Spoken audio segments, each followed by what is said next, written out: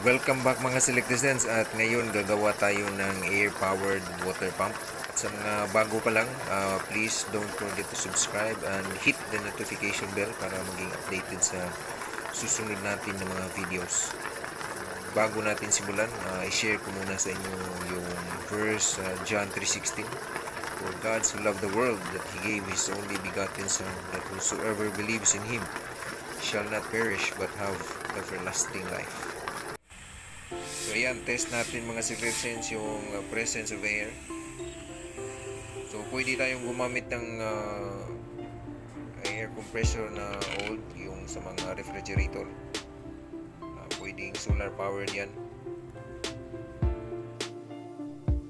Itong 3D printed na Venturi yung gagamitin natin para humigop ng water. Kung design natin yan.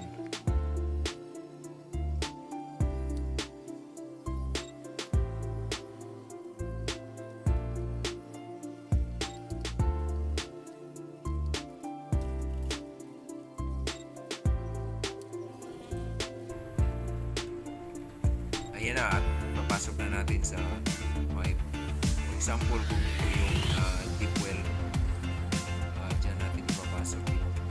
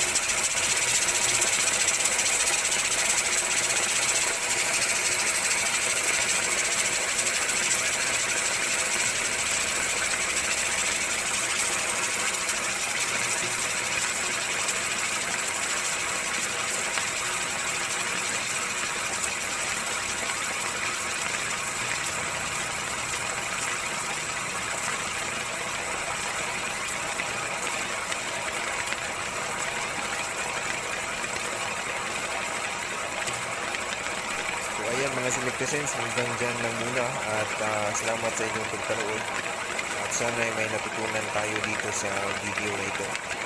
At abangan nyo naman yung susunod natin na video mga selectizens tungkol sa paano gumawa ng solar powered flexible pump para sa ating mga deep well at iba pang sources of water.